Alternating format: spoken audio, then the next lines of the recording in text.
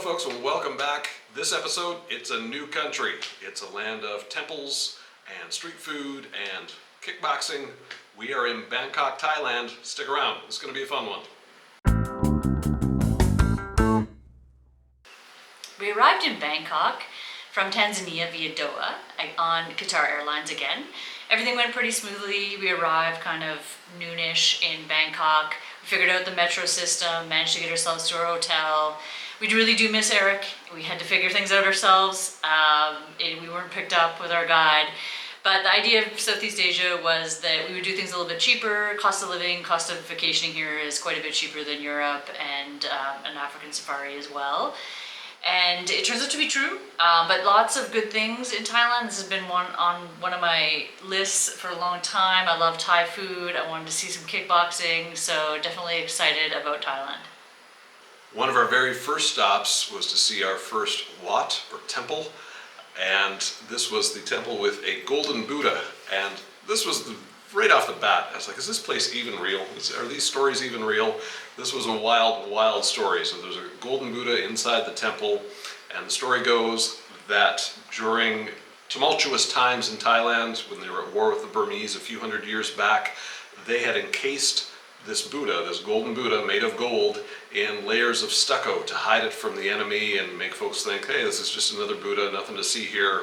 And it was in 1955, apparently, they were finally had pulled this Buddha out and they were in the midst of moving it, and some of the plaster broke off and they discovered, oh my goodness, there's gold under here, and peeled it away and discovered it is a gold Buddha. It weighs 5.5 tons, and the going rate for gold right now and its composition, I read this on Wikipedia, it's worth close to $500 million, this giant Buddha. So I just could not believe that they discovered this in 1955, that it been missing or just unaccounted for a few hundred years.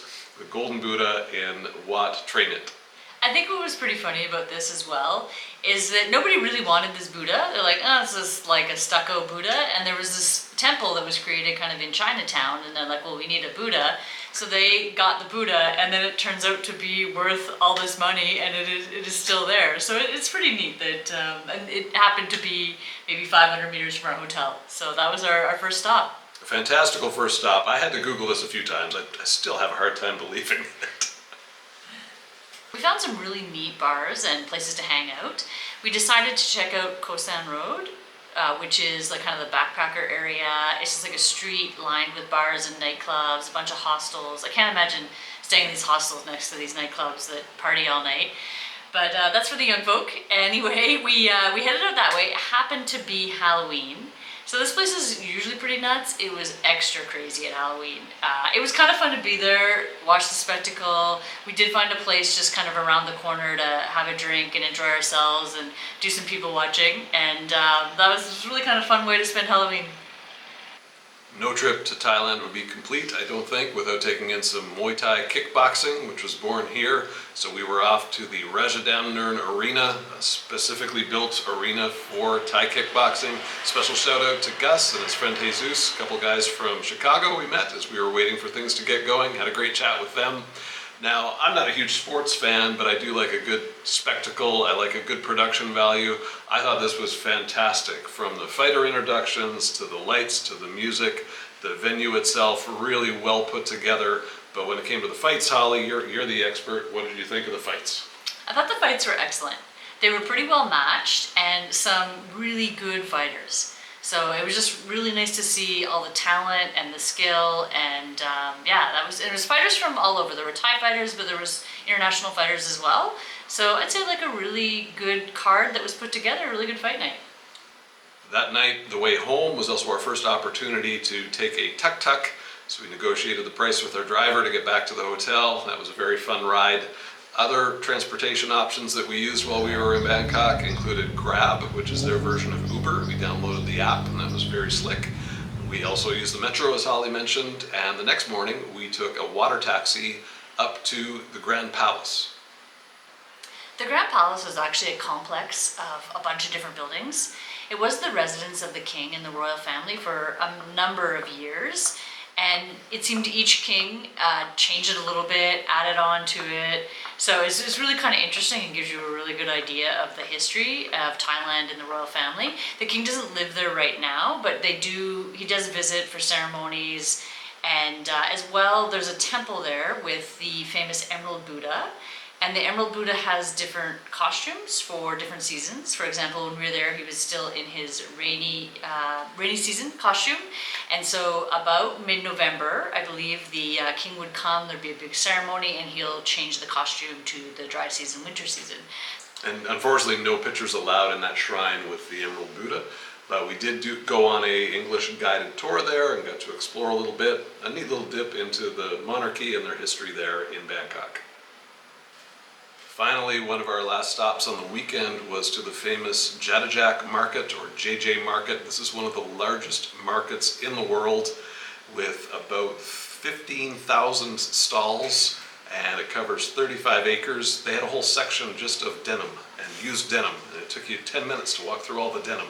Then you got to housewares, then you got to garden stuff. It was just wild, a great place to spend about 3 hours. Some great street food there as well. As a result, I've already had to send home my first box of cat t-shirts that I found there. About a fun little outing on the weekend.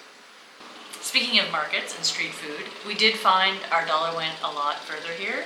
Things are decently priced, especially if you stick to local food and local beer. So food was really, around 50-60 baht. That's $2 or $3 Canadian. That's street food, just kind of vendor, and sometimes there's some little tables set up outside.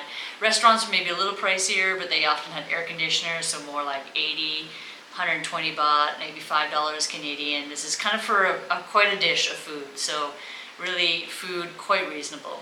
And then for beer, you could get a big, like 600 milliliter bottle of the local beer, like Chang or Singa, for about 100, 110 baht. So you're looking at about $4 Canadian there. So all in, to go to a restaurant, you're looking at between 400 and 500 baht, or less than 20 bucks Canadian to go out and eat. As for transportation, Tuktuks, we typically spent around 150, 200 baht to get around. So you're talking $8, maybe $12 for our longest trip, which was about a half hour to get up to one of the markets. Likewise, our hotel, I think, was about $65 in Bangkok, a great little hotel. You could do that for cheaper. There are places for probably $30. You can still stay in hostels for about 10 or 12 bucks. We sort of went mid-range, and you can still do that for about 65. So our money is indeed going further, as hoped. That about wraps it up. We hope you've enjoyed our 3 or 4 days hanging around in Bangkok, Thailand. Here's a little shot of Holly. Holly, you've got your backpack on. What's up? We're joining a group tour that will take us from Bangkok to Chiang Mai and up north to the hill tribes to do some trekking up there. This is a great episode. We bang out lots of stuff, and you get to see a lot of northern Thailand. So join us next time. See ya. See you there soon.